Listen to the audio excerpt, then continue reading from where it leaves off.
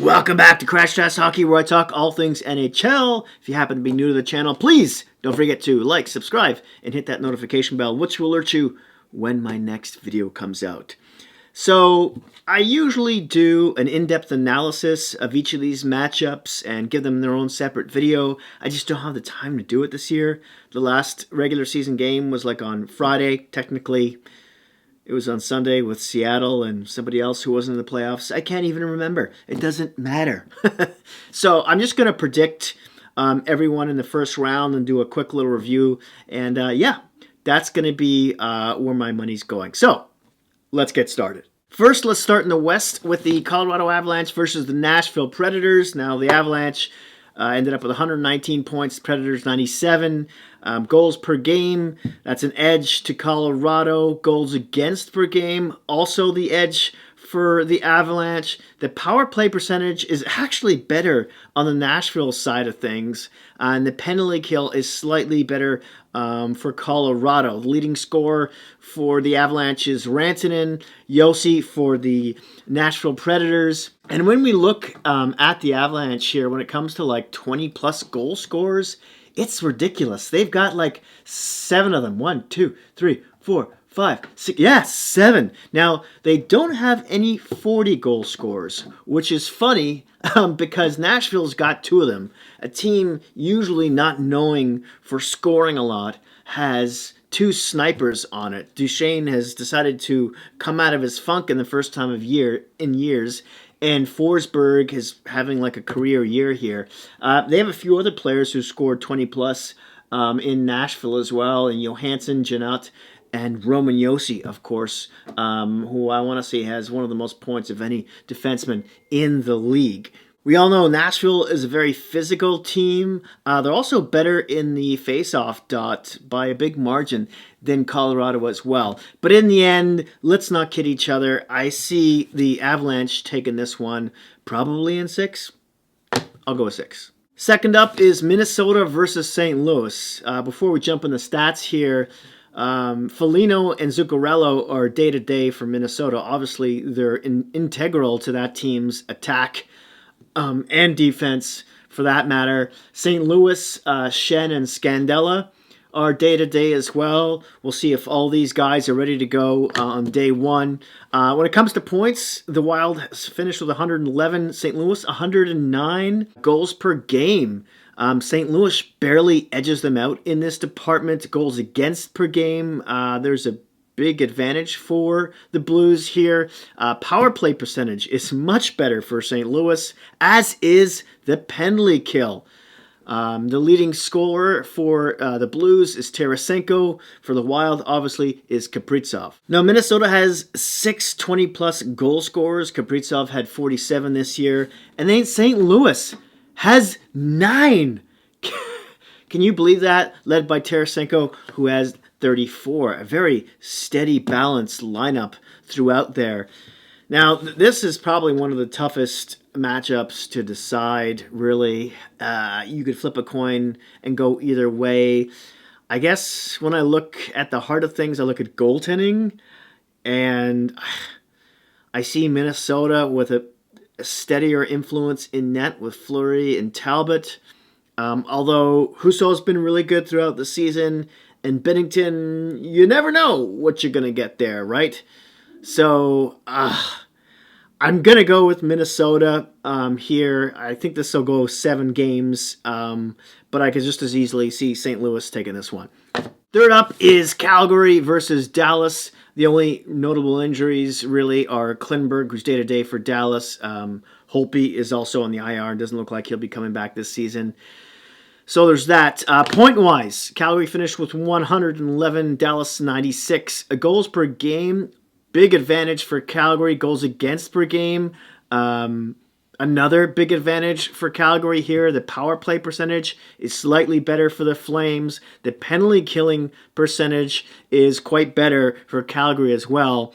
Now, the leading scorer for the Flames is Gaudreau.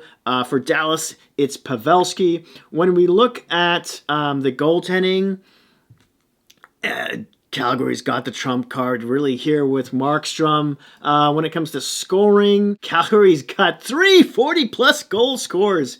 Jesus Christ. Now, they only have 4 players with 20-plus goals, but Lindholm's got 42, as well as Tkachuk. Gaudreau's got 40, and Mangiapane, he's got 35. The next up closest is Dylan Dubé with 18. So they're pretty top-heavy there. Whereas when you look at Dallas, they have 41 goals from Jason Robertson. That's something. They've got 3 other players with 20-plus goals, 37 for Heinz, 27 for Pavelski, 24 for Sagan. He's not done yet. And 18, which is notable for Jamie Benn as well. A lot of guys who've been through the trenches in the playoffs for the Stars. So you can never overlook them. But with Sutter behind the bench in Calgary, I think that's their ace up their sleeve. And I'm going to go, Calgary is also, or Dallas is actually a little slightly better on the face-off percentage. That counts for something. But I got to go with Calgary here over Dallas. I'm going to say in 6 games as well. I don't doubt Dallas will give them some fits here and there. But I think this is the Flames series to lose. All right, fourth up is Edmonton versus LA. Now, some notable injuries, of course, for the Oilers are Nurse, who's day-to-day, but I think he was seen skating as the taping of this video. And Doughty, which is a huge blow for LA, is gone for the season with wrist surgery. Now, when we look up some of the analysis here, points 102 to 99 for Edmonton. Goals per game, big advantage for the Oilers. Goals against per game, actually a respectable advantage for Los Angeles here. Power play percentage is much, much better. Not even comparable for Edmonton to Los Angeles. Penalty kill is better for the Oilers as well. Leading scorer is McDavid for the Oilers and Kopitar for Los Angeles Kings. When it comes to the face-off percentage, it is owned by LA with a slight edge. 20-plus goal scorers, starting with Edmonton. They've got some depths for the first time in a while. They've got 5 players with 20-plus goals, including 55 from Draisaitl and 44 from Connor McDavid, 27 for Hyman. Kane put up 22 in 43 games. That's pretty good. Yamamoto had 20. The next best here is Pulvari with 14, who's quite the streaky player. Now, if you move over to LA, they've got 3 20-plus goal scorers. Kempe had a good year with 35. Danault, a career season, I want to say, with goals in 27. Arvidsson only had 20. I think that's a bit disappointing for him. Kopitar had 19. And Moore and Iafallo both had 17. Surprising for Moore, not so much for Iafallo. That's a bit disappointing for that fellow. Moore's the 4th liner there. So, yeah. Goaltending, you can really throw that up in the air like confetti. Who knows what's going to come down, right? I do have to give this to Edmonton. I didn't even expect LA to even sniff the playoffs this year. It's good that a lot of the youngsters will get in. I think they'll look even better in the years to come. But Edmonton has finally got that forward group moving like an engine with a new coach in there. He's done them a lot of good. The depth of their defense and definitely their goaltending is a question mark. But for this series, I'm giving it to Edmonton, and I'm going to say in 5 games. All right, let's dive into the Eastern Conference here, starting with the Florida Panthers versus the Washington Capitals. This should be an easy one, right? Now, when it comes to injuries, it looks like Ekblad might be ready for Game 1. And ditto with Gudas as well. For the Capitals, obviously Ovi was taken out for the last few games or so because he injured what looked like his shoulder. But they say that was precautionary. He should be ready for Game 1. But will he be 100%? I don't know. Dude likes to hit, right? That's a big part of his game, too. Then there's also Hagelin with his eye injury. I don't know if he's going to be back at all. Looking at the analysis stats here, points 122, Florida had the most in the NHL, 100 for the Capitals. Goals per game, big advantage here for Florida. Goals against per game, Slight advantage here for the Panthers. Power play percentage is a lot better for Florida, and the penalty killing percentage is actually slightly better for the Capitals. For face-off win percentage, I mean, Florida's hasn't been great all year, but once they got Giroux, it's definitely improved. Washington's is just god-awful. It may actually be the worst in the league, but don't quote me on that. The Panthers have 6 20-plus goal scorers on their roster. 39 for Barkov, 32 for Reinhart, 31 for Duclair. I think that was a career year for him. 30 for Huberdeau, 28 for Bennett, 24 for Verhaeghe, streaky goal scorer there, and 18 apiece for Marchment and Lundell. A couple of surprise depth players. Lundell, who's quite young, as well as Marchment, really, but they're up-and-comers, so look out for them in the playoffs as well. For the Washington side of things, well, Ovi got 50, there's that, but they only have 3 20-plus goal scorers. And the next best after that is Kuznetsov and Wilson, who had 24 respectively apiece. And then Sheary came close with 19. Carlson on D had 17. I think I'm going to prognosticate my first sweep here. I think Florida's going to take this in 4. Second up in the East is the Toronto Maple Leafs versus the Tampa Bay Lightning. Now, when it comes to injuries, none for Tampa really to be mentioned here, but for Toronto, Bunting won't be ready for Game 1. He usually plays on that top line. Sandin is close, but not quite ready. Their left shot defenseman. And Andre Cachet looks like he's going to start Game 1, and maybe even on the second line. This is the kamikaze player who's just going to add a lot of depth to the Leafs. He can play up and down the lineup on any line, really, and has. Now, when we get to the analysis here and the stats, Toronto obviously finished with 5 more points in the standings. Goals per game, decent edge to Toronto here. Goals against per game, a nice advantage for Tampa. Obviously, they've got Vasilevsky, if not one of the best goaltenders in the league. Campbell looks like he's getting better, though, so my hopes are high. Obviously, I'm a Toronto fan, if you don't know that already. Power play percentage is a lot better for Toronto, although Tampa's has been getting better lately, and Toronto's has sputtered a bit. Penalty killing percentage, Toronto edges out Tampa in that category as well, but with Cachet back, it should actually be getting better. Leading scorers, Matthews for Toronto, Stamkos for the Lightning. Face-off percentage, a decent advantage for the Leafs here. I believe they are number 1 in the league. When it comes to 20-plus goal scorers, Toronto has got 6, I want to say, yeah. Matthews, of course, who leads the league with 60, 35 for Marner, 34 for Nylander, 27 for Tavares, 23 for Bunting, the guy who replaced Hyman. You remember him? He had 63 points overall this year.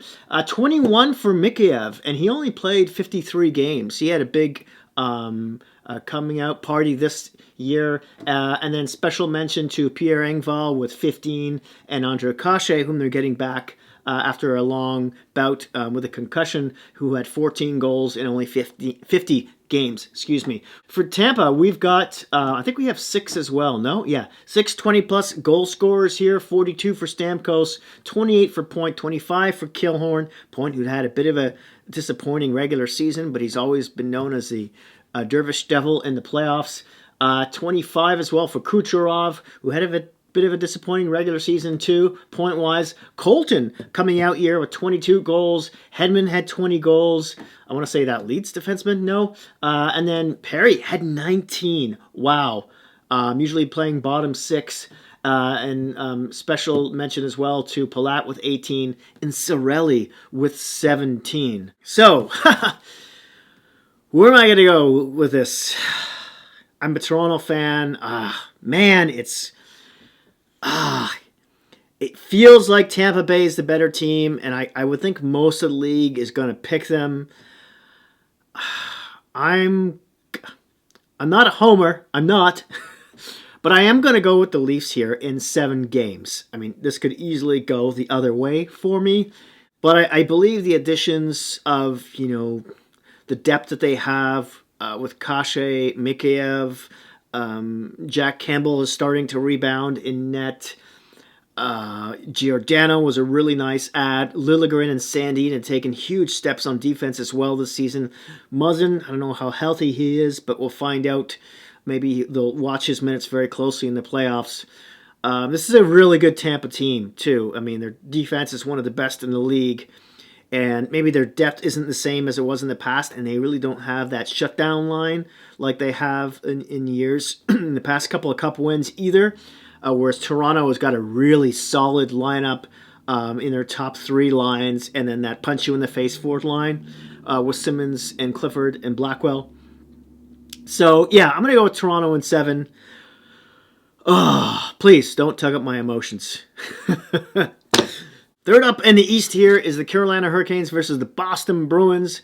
Now, the only really notable player who's hurt at the moment is Frederik Andersen, the goaltender for the Canes, former Toronto Maple Leaf.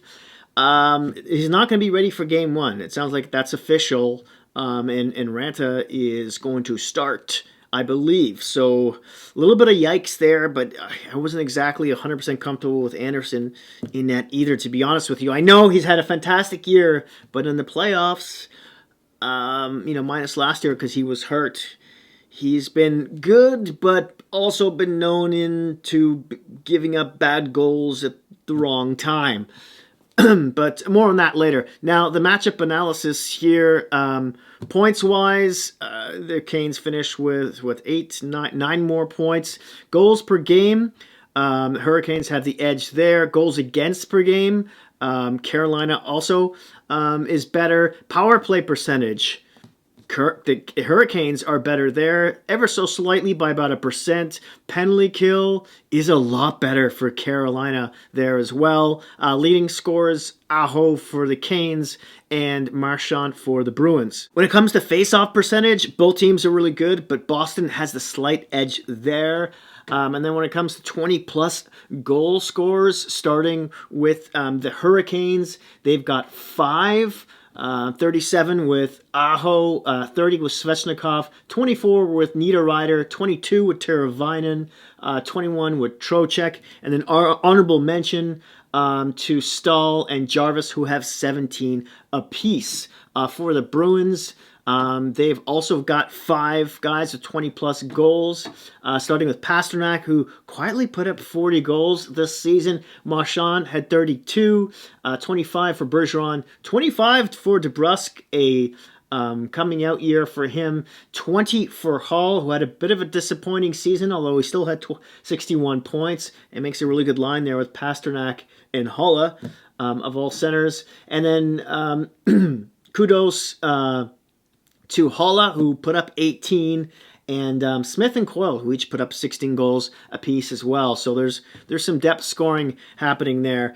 Now, in nets for Boston, you've got Swayman and Ullmark. Look like Ullmark is going to start. He's gotten better as the season has gone along. I just have more confidence in the Bruins goaltending here.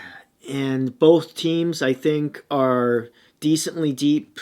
Maybe Carolina has a steadier, slightly better overall defense, but the Bruins have the most potent, explosive scoring line. Carolina also brings that relentless forecheck that they've been known for in the past, which Brind'Amour has made a calling card of his club. This one, I feel, is going to be really close, and I think it's going to go to 7 games.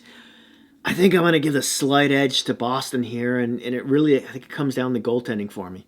All right, so 4th team in the East, last in this video, is New York Rangers versus the Pittsburgh Penguins. Now, starting with some of the injuries here, Panarin and Kopp were day-to-day, but they should be ready to go for Game 1. Tyler Mott, maybe by Game 2 or 3. We'll see if he'll return.